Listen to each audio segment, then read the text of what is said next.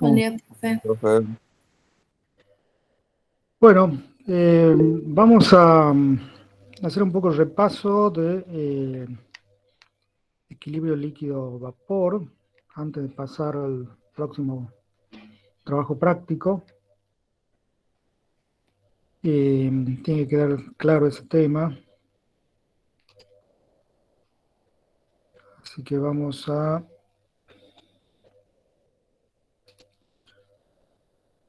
Este es el 8, el 7.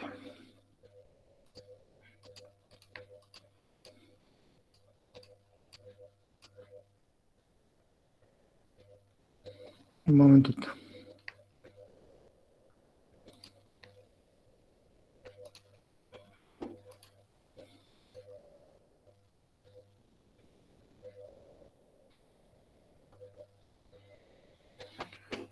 Bien, como yo les decía, eh, cuando tenemos una mezcla de líquidos miscibles, por ejemplo, agua y alcohol, etanol, metanol, o mezcla de dos alcoholes, o mezcla de solventes como la acetona y un alcohol, en donde la mezcla líquida es totalmente homogénea. Si la ponemos en un recipiente cerrado, como el que se muestra acá en la pantalla, vamos a tener una fase líquida y una fase vapor. Acá tenemos temperatura constante. Entonces lo que se produce es una evaporación de la fase líquida hacia la fase vapor, y el vapor también se condensa a la fase líquida hasta que llega a un equilibrio en que esas dos velocidades son iguales y se llega al equilibrio líquido-vapor. Dentro de ese equilibrio líquido-vapor vamos a tener dos fases, una fase líquida y una fase vapor, y como hay equilibrio, la presión de vapor medida en la fase líquida es igual a la presión de vapor de cada componente en la fase vapor. Esa es la condición de equilibrio, que ambas presiones, presión de vapor medida en la fase líquida, sea igual a la presión de vapor en la fase vapor, o sería la presión parcial en la fase gas. La presión de vapor en la fase líquida es la fracción molar de cada componente por la presión de vapor del líquido o componente puro, ¿sí? Y la presión de vapor en la fase gas es igual a la fracción molar, acá la llamamos, la fracción molar en la fase gas la llamamos como Y, y en la fase vapor la fracción molar es X.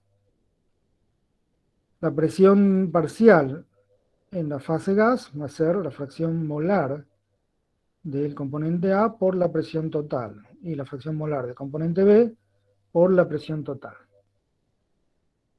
Y como sabemos que la presión total es la suma de las presiones parciales en la fase vapor, y cada una de esas presiones parciales por el equilibrio líquido-vapor es igual a la presión de vapor en la fase líquida, llegamos a esta expresión que nos determina el equilibrio líquido-vapor. Todos los problemas que tenemos en este práctico tienen que ver con la aplicación de estas ecuaciones que describen el equilibrio líquido-vapor. Entonces, por ejemplo, veamos el problema, a ver cuál era, ¿dónde está?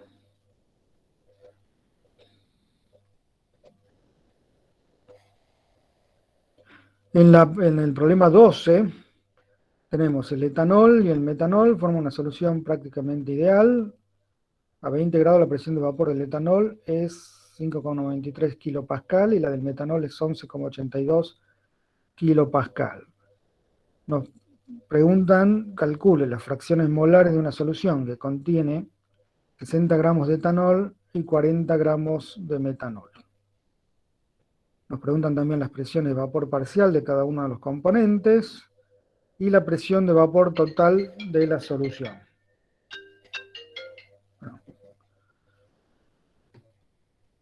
Para la fase vapor, la fracción molar y el porciento en peso del etanol. Entonces, tenemos una mezcla de etanol-metanol, cada una tiene su presión de vapor de líquido puro, su peso molecular para el etanol 46, para el metanol 32. ¿Cuál sería la fracción molar en la fase vapor si tenemos una mezcla de 60 gramos y 40 gramos de etanol y metanol? Bueno, la fracción molar es los moles de etanol sobre el mol de etanol más moles de metanol. Eso corresponde a la masa sobre cada uno de los pesos moleculares. Acá tenemos 60 de etanol sobre 46, que es su peso molecular, y acá 60 sobre 46 más 40 sobre 32, que es para el metanol. Entonces la fracción molar es 0,51.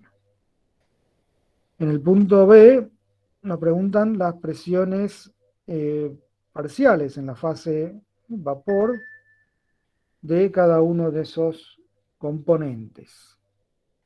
Entonces sabemos que la presión de vapor va a ser igual a la fracción molar de etanol por la presión de vapor del líquido puro. Eso es 0,51 por 593, nos da 302 kilopascales. La presión de metanol va a ser la fracción molar de metanol por la presión de vapor del metanol de líquido puro, es decir, 0,49, que es 1 menos 0,50.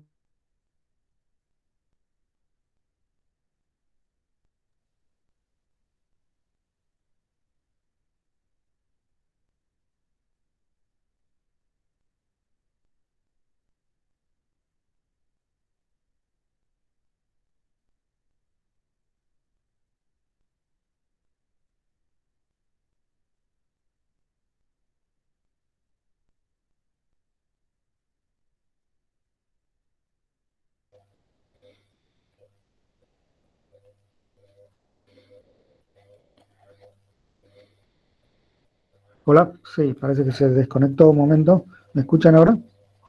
Sí, profe. Bien. Sí, profe. Entonces les decía que la presión total es la suma de las presiones parciales, es decir, 302 más 579, 881 kilopascal. Y el tercer punto es, para la fase vapor, la fracción molar y el porciento en peso del etanol.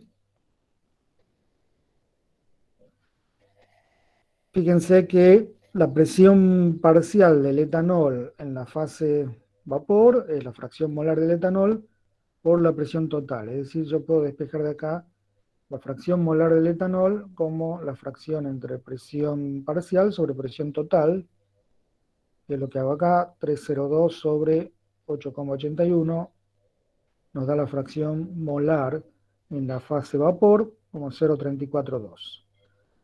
Bien, y si yo quiero saber, sabiendo esta fracción molar, si yo quiero transformarla en fracción másica, recuerden que no es lo mismo una fracción molar que una fracción másica. Una está definida en términos de moles y la otra está definida en términos de masa.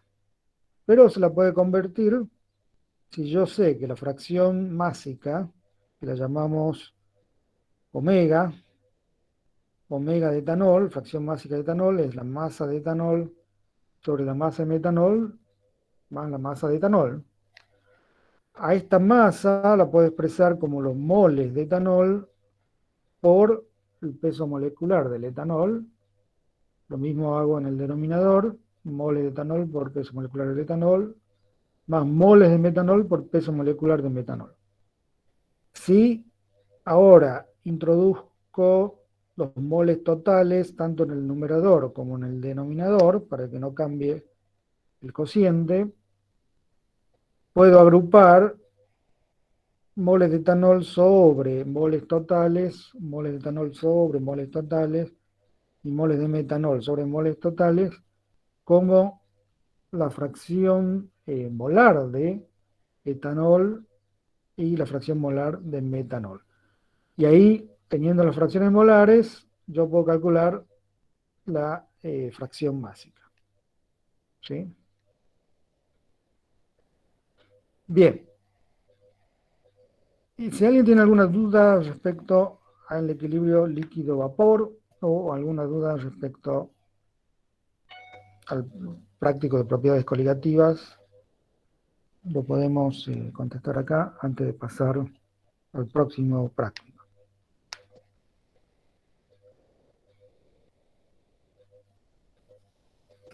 Yo tengo una duda con la constante R. Sí, Eh, ¿Cuánto vale? Porque antes valía 0,082. bueno, la constante universal de los gases, si uno, digamos, la constante universal de los gases viene de la ecuación eh, del gas ideal, ¿no es cierto? Si uno lo pone como P por B sobre NT. Es decir, cuando se calculó ese valor, se midieron una gran cantidad de gases en un recipiente cerrado con la presión, el volumen, los moles, la temperatura en Kelvin, y se encontró que ese valor es casi siempre constante en condiciones normales de presión o condiciones no tan alta de presión y no tan baja de temperatura. Cuando ya uno va, depende de cada gas, pero cuando uno va a presiones muy altas, le digo altas llamándole arriba de 50 atmósferas, 70 atmósferas, digamos, eso sería una presión alta. Y una temperatura baja es relativo, pero depende el punto de condensación del gas, de licuación del gas, que no es el mismo para cada gas.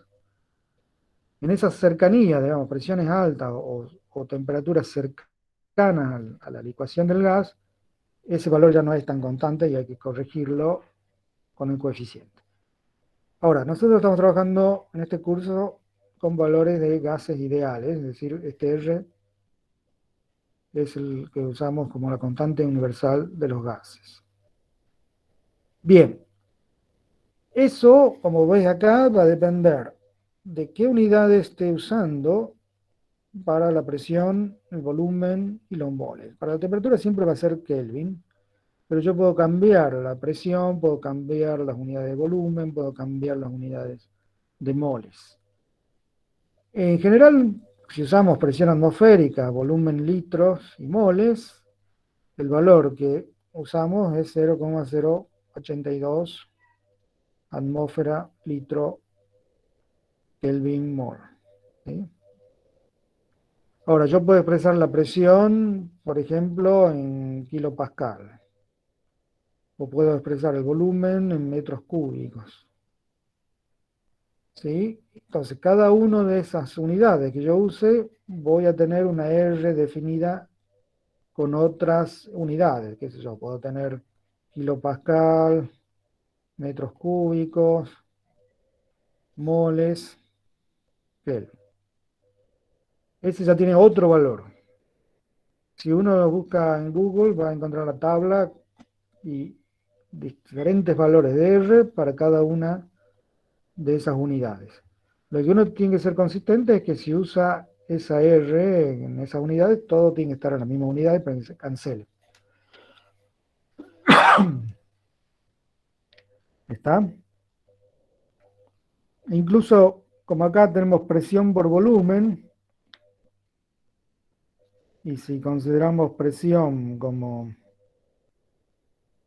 fuerza sobre área, y volumen consideramos área por longitud, si hacemos presión por volumen, eso va a ser lo mismo que fuerza por longitud, y eso es trabajo, y trabajo es energía. Entonces, El R también puede estar expresado en Joule por Kelvin mol. O puede estar expresado también en calorías por Kelvin mol. ¿Sí? Todas esas formas de unidades las pueden encontrar, pero siempre tiene que ser consistente que en la ecuación del gas ideal se usan las mismas unidades. ¿Está? ¿Listo, profesor? Bien. Profesor, Sí, yo tengo una duda en el ejercicio 6, en el apartado C, sí. en El trabajo que práctico, sí.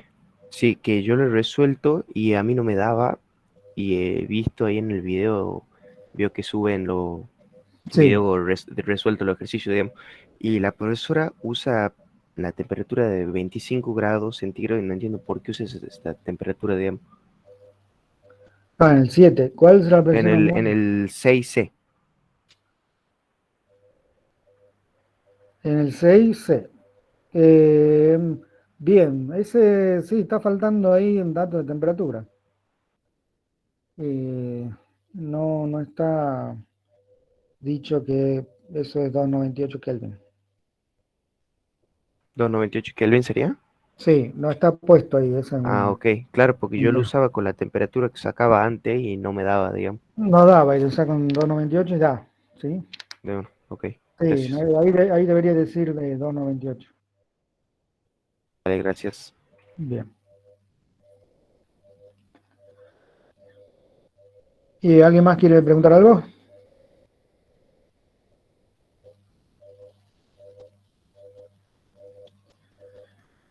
Recuerden que aquellos que no vieron el parcial o tienen interés de ver el examen pueden ir el martes de 14 a 15. También es el horario de consulta, no hay problema. Les muestro el examen al que lo requiera. ¿Sí? Bien, entonces, si no hay otra pregunta, voy avanzando entonces con el otro práctico. En teoría empezaron a ver termoquímica, termodinámica, termoquímica.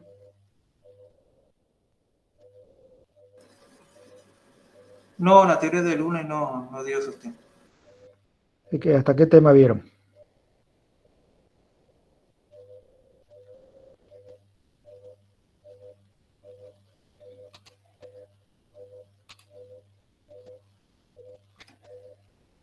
En la teoría del lunes vieron equilibrio líquido-vapor, entonces. Sí, seguíamos viendo la teoría del TP7, digamos. Interpretación. Bien. De todos modos, no sé, si alguien necesita que sigamos viendo equilibrio líquido-vapor, vamos a ir viendo los problemas. Si Profe, no, no tendremos que ver ejercicios no con iónico en vez de, antes era no volátil, no iónico. sí, no iónico, no volátil, sí. No tenemos que ver ahora los ejercicios con que sí sean iónicos. Hasta soluciones aciotrópicas dio la profesora. Ajá, bien.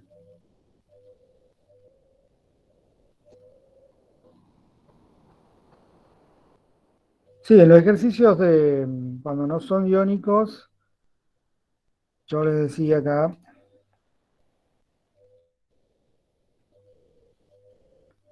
fíjense,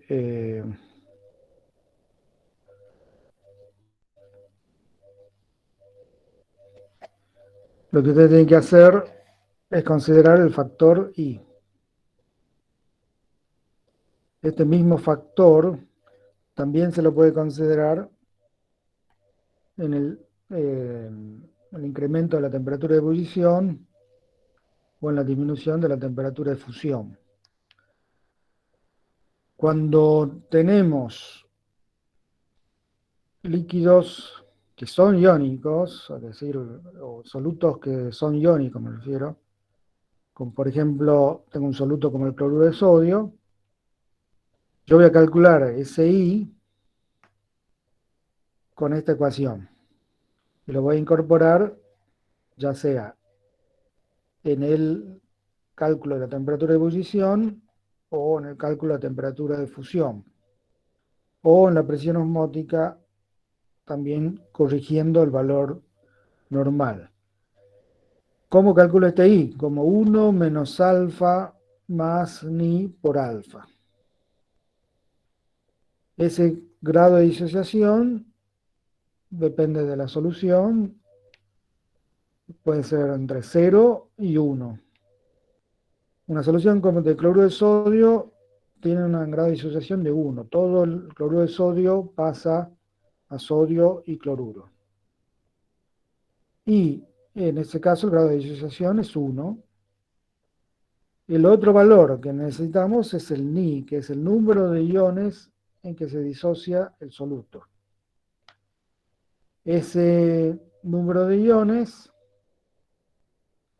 en este caso, va a ser 2, porque tengo la molécula de cloruro de sodio, me pasa sodio y cloruro, sodio positivo y cloruro negativo. Entonces, cada una de esas me da 2 partículas, y eso genera mayor efecto en la propiedad coligativa. Entonces, el valor de I va a ser 1 menos 1, que es el grado de disociación, por 2, que es el Ni, por 1. Y de ahí sale el I igual a 2.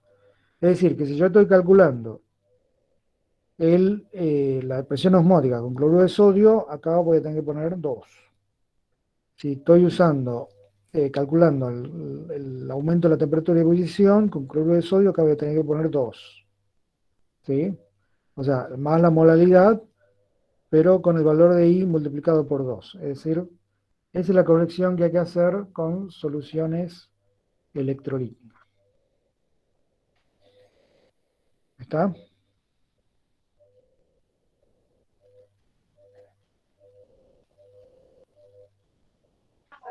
Profe, ¿y cómo sabemos cuándo varía el alfa?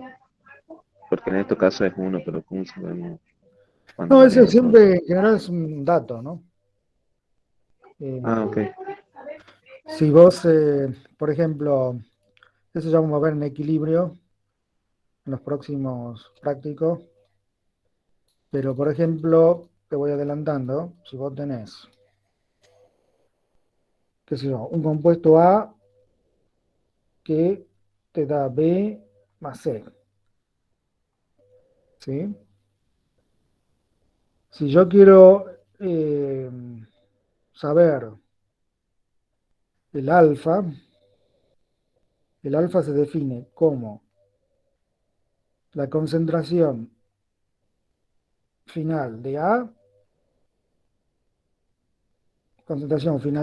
menos concentración inicial de A sobre concentración inicial de A. ¿Sí?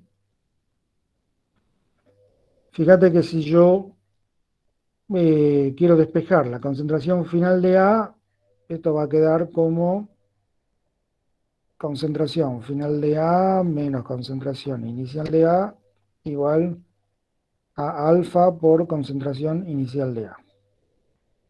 Entonces, concentración final de A va a ser igual a concentración inicial de A más alfa por concentración inicial de A.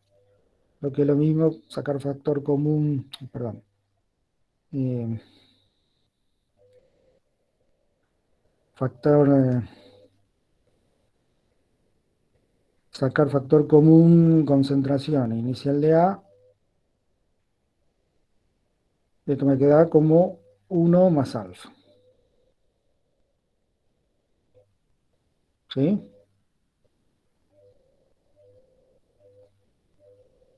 Sí, ¿Está? sí, entiendo, profe. Ahora, si uno lo pone, digamos, en el equilibrio, esto va a quedar como concentración inicial de A ¿Está bien? Tengo menos alfa, está bien. 1 más alfa sobre C, concentración inicial de A por alfa y concentración C por alfa. ¿Ah? Entonces, ese valor de alfa es el que entre 0 y 1 y puede ser, digamos, 0,5, 0,6, pero es un valor que se da en el enunciado generalmente. Bien, ¿alguna otra pregunta?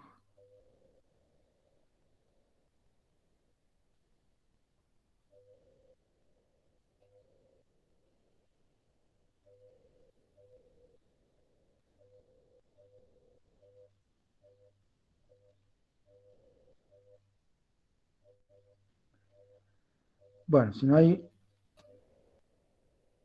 yo voy a ir avanzando.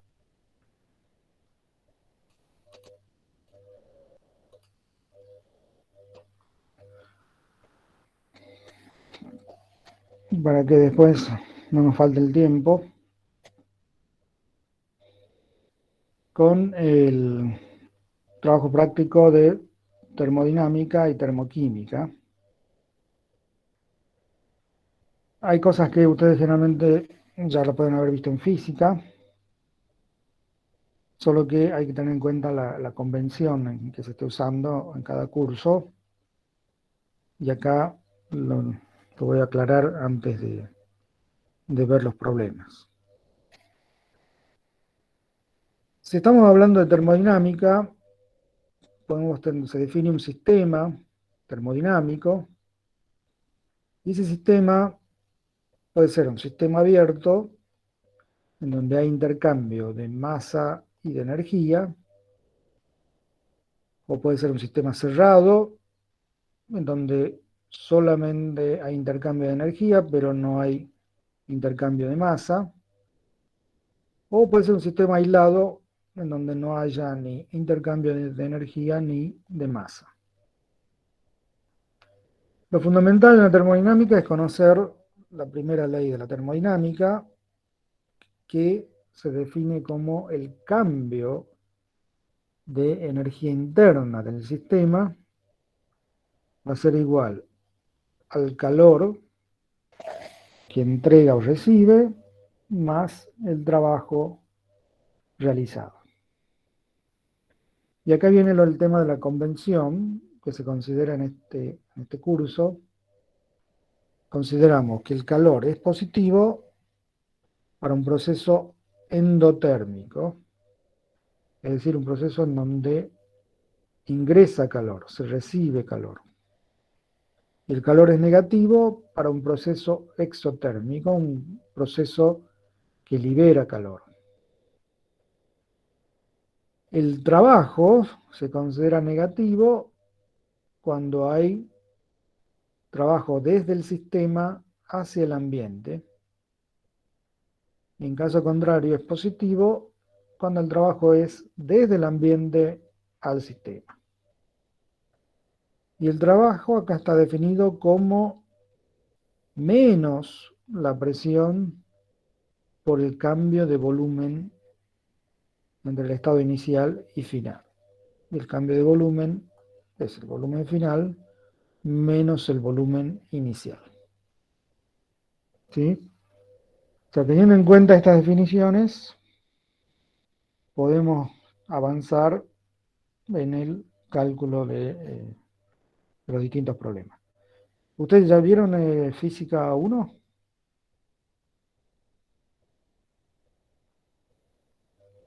Sí, profe. ¿Vieron el tema de termodinámica en Física 1? No. Creo que es el próximo tema que tenemos que ver ahora, Ah, en Física 2. bueno, por ahí puede haber alguna definición, cambio de signos, que puede ser distinto, pero por eso quería aclararle acá cuál es la que manejamos acá. Bien, entonces, los problemas que tenemos acá son problemas conceptuales. Eh, Veamos, por ejemplo, A ver, vale, lo tengo acá.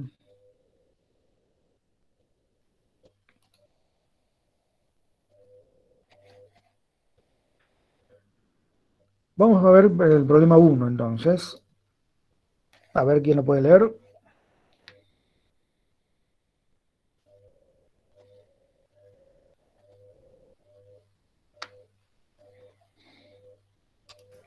Yo, profesor, Bien, un mol de un gas ideal ocupa un volumen de 5 litros a 300 Kelvin.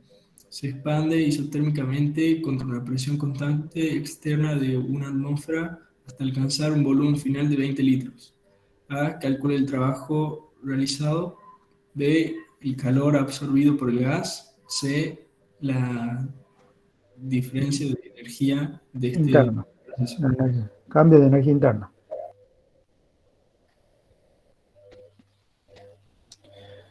Bien.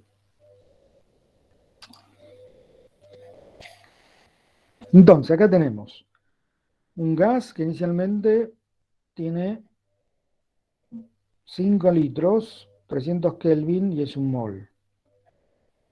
Se expande en forma isotérmica hasta ocupar 20 litros. ¿Sí?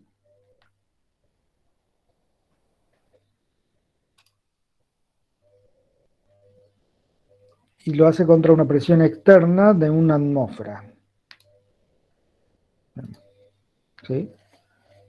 O sea, acá la presión externa es una atmósfera.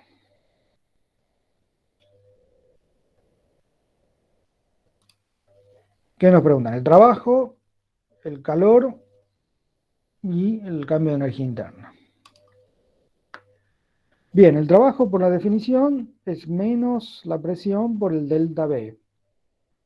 La presión externa con la cual acá hace el trabajo hace desde el sistema al ambiente, porque se expande, pero la presión contra la cual hace el trabajo es una atmósfera. Y acá la vamos a poner en unidades de Pascal, siendo un 325 pascales. La diferencia de volumen es 20, que es el volumen final, 20 litros, y el volumen inicial era 5 litros. Pero para ser consistente con las unidades, vamos a usar el sistema internacional. Nos vamos a pasar de litros a metros cúbicos. Fíjense acá el factor de conversión es un metro cúbico, son 1000 litros. 1000 litros va abajo para cancelar acá con el litro. Y esto me queda entonces en pascal por metros cúbicos. Y fíjense que pascal, ¿qué viene a ser? Unidad de presión. Pascal va a ser newton sobre metro cuadrado. Newton es la unidad de fuerza. Entonces, newton metro cuadrado por metros cúbicos queda newton por metro. Fuerza por distancia es trabajo, energía, eso es joule. O sea, el trabajo es menos 1520 joule.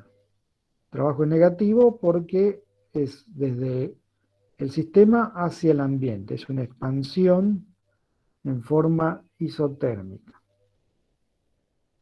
Bien, eso es el trabajo. Ahora, si planteamos la primera ley de la termodinámica, es el cambio de energía interna es igual al calor más el trabajo. Ahora, el cambio de energía interna, ¿qué pasa si el proceso es isotérmico?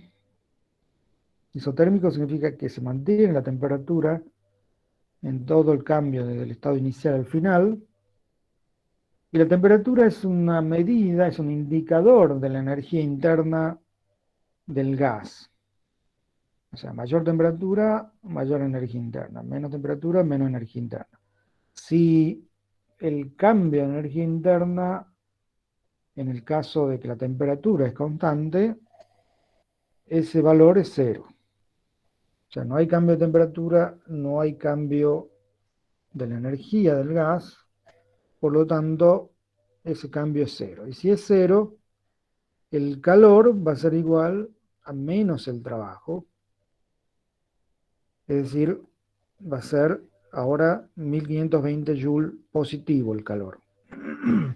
Y como habíamos dicho, que el calor cuando es positivo es por un proceso endotérmico en donde el sistema recibe calor, es decir, el calor tiene que entrar al sistema y tiene que entrar al sistema para que la temperatura se mantenga constante. ¿Por qué? Porque cuando se expande, el gas va a tender a enfriarse y tengo que entregarle calor para que esa temperatura se mantenga al mismo nivel. Es decir, el sistema toma calor del ambiente. La pregunta que hago acá yo es, ¿qué pasa si el sistema fuese adiabático? Adiabático significa que está totalmente aislado, no puede ni entrar ni salir energía. ¿Qué pasaría ahí con la temperatura, por ejemplo?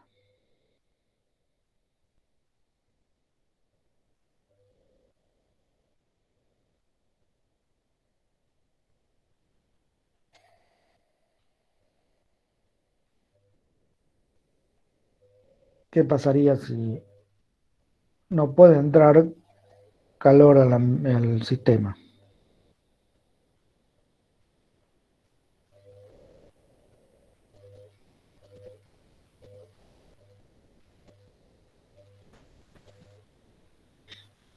¿Alguien puede contestar? No se mantendría ¿Perdería constante. energía? La energía no va a perder, o sea, no va a intercambiar energía porque está aislado. Pero ¿qué pasaría ahí con la primera ley de la termodinámica? Si nosotros la primera ley siempre se cumple que delta E es Q más W. ¿Qué pasa con el calor? ¿Hay calor intercambiado o no? O sea, ¿entra o sale calor? No. No. No. Esto es cero. ¿Sí? Es decir, que el cambio de energía interna es igual al trabajo. ¿Qué significa? Que si está totalmente aislado y yo lo hago hacer trabajo al sistema, esa energía con la cual hace el trabajo tiene que salir de la energía interna del gas. ¿Sí? Y como este trabajo es negativo, ese cambio de energía interna también va a ser negativo. Eso significa que la temperatura final menos la temperatura inicial también va a ser negativa. Es decir, el gas se va a enfriar. Y se enfría porque la energía con la cual tiene que hacer el trabajo para expandirse la tiene que sacar del mismo gas, de las mismas moléculas del gas. Pierden su energía interna y el gas se enfría. Es el proceso que se hace para licuar los gases. Se lo va expandiendo, digamos, tienen primero alta presión, se lo va expandiendo en forma adiabática, de tal forma que el gas va perdiendo energía y se va enfriando hasta que llega a la temperatura de congelación o de licuación. Entonces se transforma en líquido. ¿Sí? Pero esa energía sale del mismo gas. ¿Está claro? Sí, profe. Bien. Veamos entonces el segundo problema. También es un problema de tipo conceptual. A ver, ¿quién lo puede leer?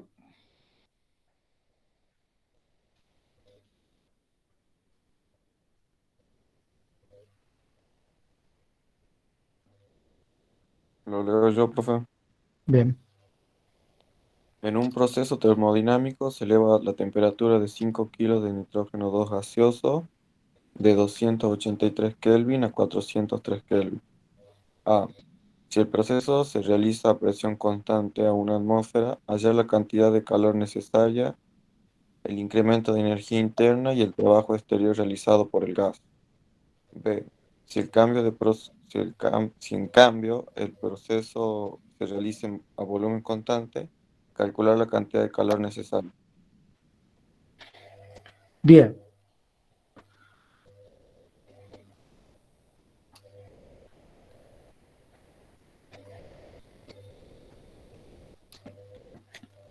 Entonces, acá tenemos 5 kilogramos de nitrógeno, lo queremos llevar 283 Kelvin a 403 Kelvin a presión constante.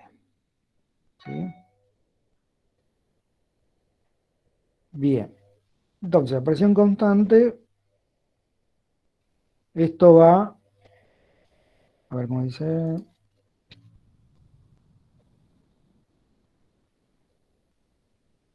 bien. Si nosotros tenemos este émbolo y lo tenemos libre y calentamos el gas, este émbolo se va a empezar a mover libremente hasta llegar a un volumen 2. O sea, el gas va a estar caliente, pero también va a estar expandido con un volumen mayor. Ese cambio de volumen lo llamamos B1 menos B2, o en realidad B2 menos B1. Sería acá, B2 menos B1. ¿Sí? Entonces, si queremos calcular ese trabajo, la definición del trabajo es menos P delta B, con el cambio de volumen. Ahora, fíjense que ese cambio de volumen va a estar asociado a un cambio de temperatura, porque nosotros podemos poner, de acuerdo a la ley de los gases, que ese P delta B va a ser igual a nRT delta T. ¿Sí? ¿Cómo lo podemos poner a eso? Bueno, si consideramos que en el volumen 1 yo tengo la presión que es la misma, tengo un volumen 1, tengo moles que son los mismos, R, y tengo una temperatura 1. Y en el volumen 2 voy a tener la misma presión, ahora tengo un volumen 2, y lo único que cambia es la temperatura 2. O sea, estos son los que cambian. Presión y moles son los mismos. Entonces la diferencia entre el volumen 2 menos el volumen 1, que es el delta B, si yo lo despejo a B1 de acá y a B2 de acá, me va a quedar como nRT2 sobre P, y B1 va a quedar nRT1 sobre P. Si yo saco factor común, NRP, me va a quedar NRP por T2 menos T1. Es decir, sabiendo las dos temperaturas, sabiendo los moles y conociendo la presión, puedo calcular el trabajo. Directamente, digamos, no necesito saber la presión, sino con los moles R y delta T.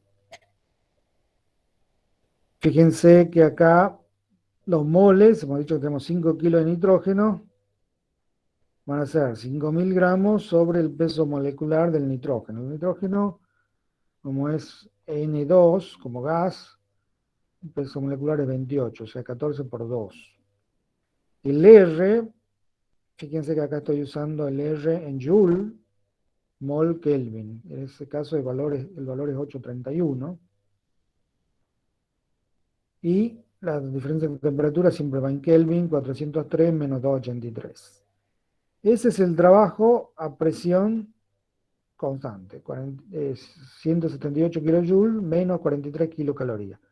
¿Por qué es negativo?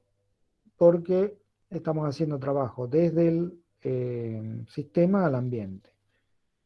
Con eso siempre pueden verificar si están poniendo bien el símbolo o el signo del trabajo. Si ven, si el trabajo es una expansión, significa que está haciendo trabajo desde el sistema hacia el ambiente. En cambio, si es una compresión, estamos haciendo trabajo desde el ambiente al sistema. En ese caso es positivo.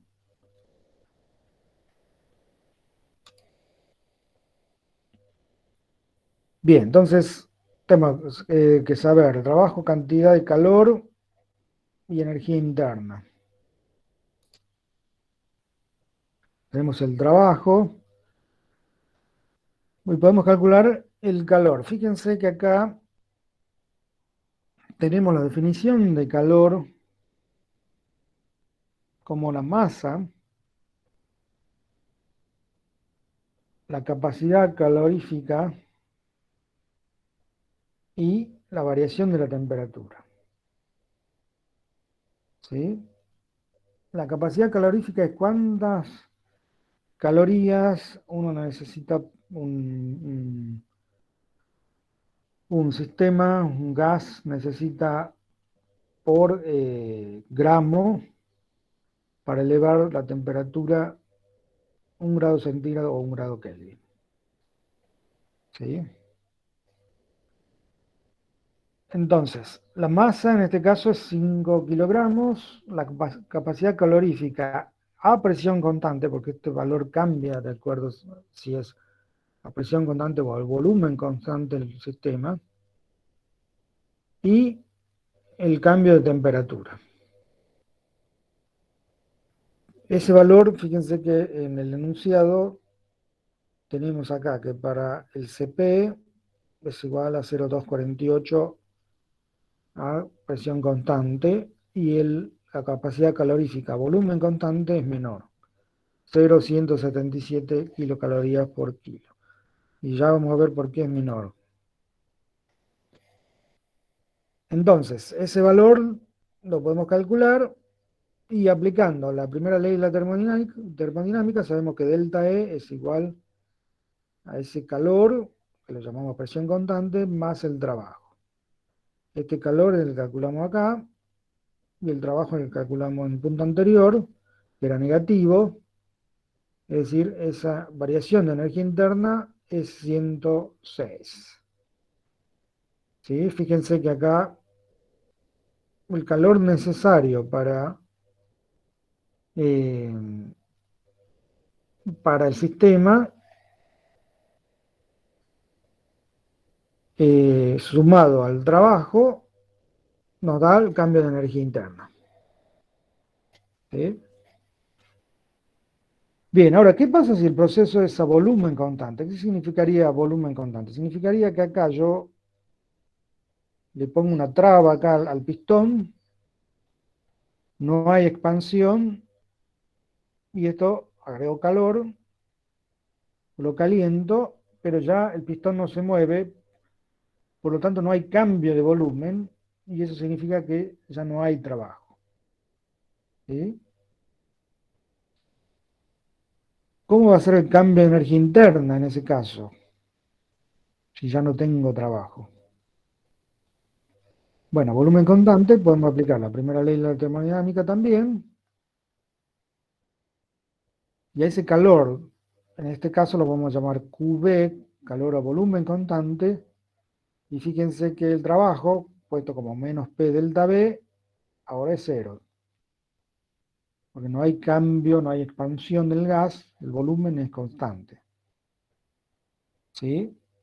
Bueno, también lo puedo calcular, ese calor a volumen constante, con la expresión de cálculo del calor, que es masa por calor específico, o capacidad calorífica a volumen constante, por el delta T. Fíjense que ahora, como es menor ese valor, este delta T sigue siendo el mismo, este valor es el cambio de energía interna a volumen constante. Y fíjense que es el mismo que a presión constante. Es decir, simplemente, ¿qué sucede cuando hay un proceso a presión constante? Bueno, sucede que tengo que entregar más calor al sistema, porque una parte del calor es para hacer el trabajo y la otra es para hacer el cambio de energía interna del sistema, que tiene que ver con el cambio de temperatura.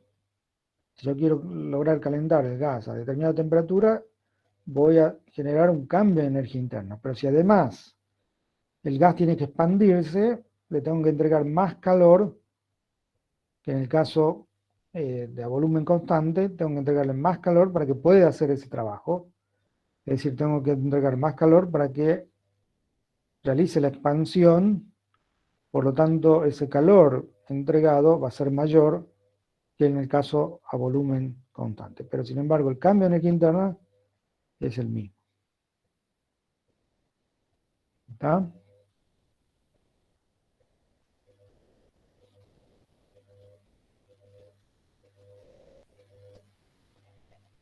¿Está claro eso?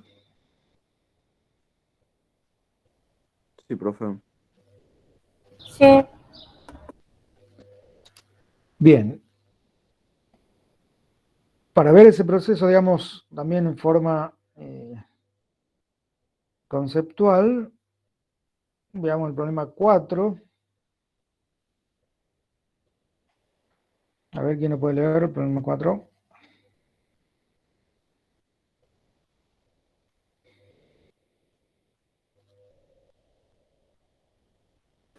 Yo, profe, para Bien. convertir un gramo de agua líquida completamente en vapor a 100 grados centígrados y 100,13 kilopascales, manteniendo el volumen constante e igual a 1 centímetro cúbico, se requieren 2,09 kilojoules.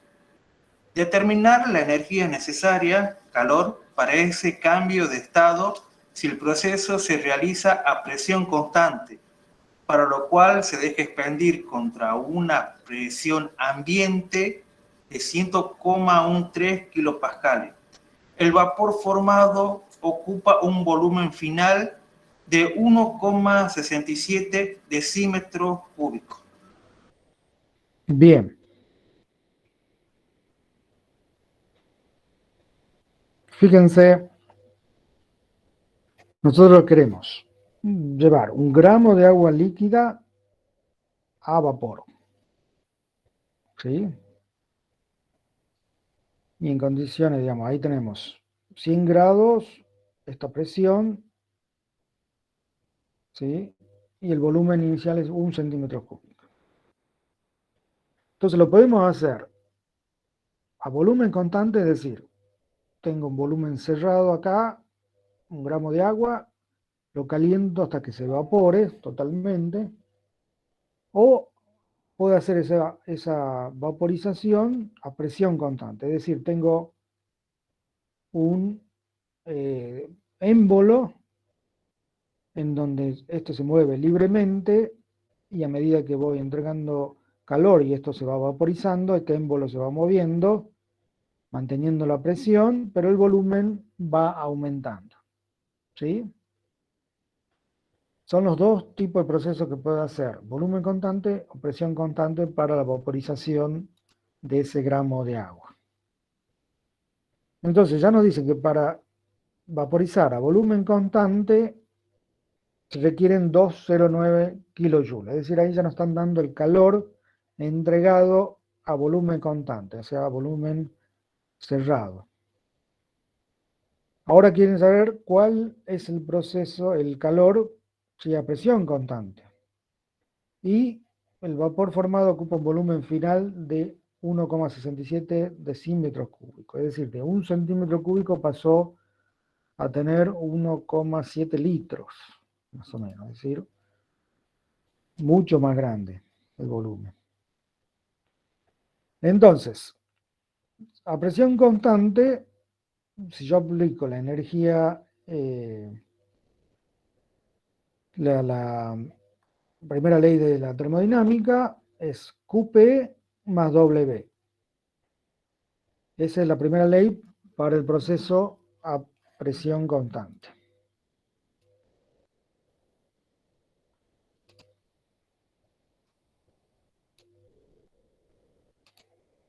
Bien, en cambio, a volumen constante directamente tengo el cambio de energía interna es igual al calor a volumen constante y ese ya es dato. Es 2,09 kilojoules. O sea, acá no tengo trabajo porque, que sería este caso, no hay expansión. El trabajo, para el caso a presión constante, lo puedo calcular como menos P por el delta B. La presión es 101.300 kilopascal. Y el delta B directamente voy a considerar el volumen final, porque es casi nada, digamos, la diferencia entre volumen final y volumen inicial. Así que directamente considero acá el volumen final. Esto sería volumen final menos volumen inicial, pero el volumen inicial es casi cero para este valor. Pongo kilopascal, decímetros cúbicos, y si acá pongo la conversión de un metro cúbico a 1000 decímetros, a decímetros cúbicos, sería 1/1000. Todo eso me va a quedar en kilojoule, 0,17 kilojoules, esto no va. Sería, perdón, sería 17 joules, me parece acá. De menos 17 joules, o sea, 0,17 kilojoules. Ese es el trabajo. Entonces, ahora, ¿cuál es el calor a presión constante? Directamente, si yo despejo de acá, esto me queda cambio de energía interna más P delta B, que calculé acá, pero con signo positivo. Este es el valor que estaba en el enunciado, más 0,17, 2,26 kilojoules. Fíjense, el calor a presión constante que yo entregaba era 2,09 kilojoules. Y ahora, ese es a volumen constante, este es volumen constante. Y a presión constante es es mayor. ¿Por qué? Porque tengo que darle energía también para hacer el trabajo. Esto corresponde a la energía del trabajo. Y el trabajo es 0,17 kilojoules. Es decir, a presión constante va a ser mayor que a volumen constante. ¿Siempre es así? No, hay veces que en realidad no hay una expansión, sino una compresión. Y en ese caso, el calor a presión constante va a ser menor que a volumen constante. ¿Sí? Porque es el ambiente que está dando energía al sistema. En este caso, el sistema entrega energía al ambiente. ¿Está?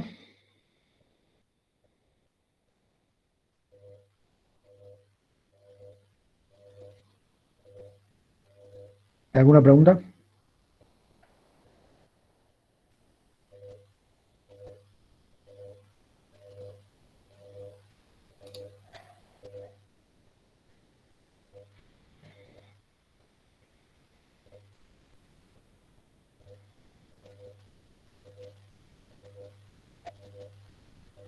¿Alguna pregunta hasta ahora? O sea, si el trabajo realizado es negativo, como te especifica ahí, como usted llegó ahí al resultado, eso quiere decir que Que no se estamos... hace, ¿Cómo? que se hace trabajo desde el sistema al ambiente. No, es signo negativo cuando estás en el trabajo, o sea que absorbe energía del sistema, digamos, o está absorbiendo energía del ambiente. Nosotros hemos dicho en la convención de que tenemos trabajo negativo cuando hacemos un trabajo desde el sistema al ambiente. Está entregando. Es decir, sería como una expansión del gas. Porque yo paso de un volumen inicial más bajo a volumen final más alto, el gas se expande y hace trabajo desde el sistema al ambiente. ¿Sí? Eso está definido como menos P por delta B. Es decir, cuando el delta B es positivo, ese trabajo va a ser negativo. Es decir, delta B positivo significa expansión, porque el volumen final, menos el volumen inicial, es positivo. Pero acá, como está el signo menos, el trabajo va a ser negativo. Es decir, un trabajo negativo significa expansión. Y por el contrario, un trabajo positivo significa una compresión del gas. Porque en ese caso el volumen final va a ser menor que el volumen inicial. Este delta B va a ser negativo. Y entonces el trabajo va a ser positivo. ¿Sí? Eso es convención nomás. Podés ponerlo al revés, digamos, el signo, pero si cambia el signo acá, tenés que cambiar el signo del calor también para que el cambio de energía interna no tenga sentido, digamos. El cambio de energía interna significa que si aumenta la temperatura, ese cambio de energía interna tiene que ser positivo. ¿Está?